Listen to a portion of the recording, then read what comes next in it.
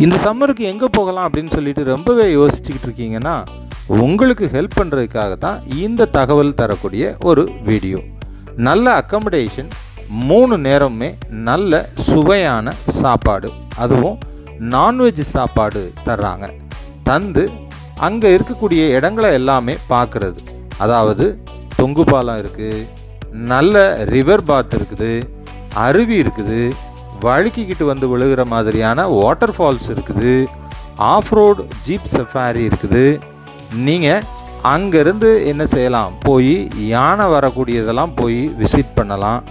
அதுக்கு உங்களுக்கு ஜீப்பில் டிரைவரோடு சேர்த்து அவரே கைடாகவும் இருப்பாருங்க.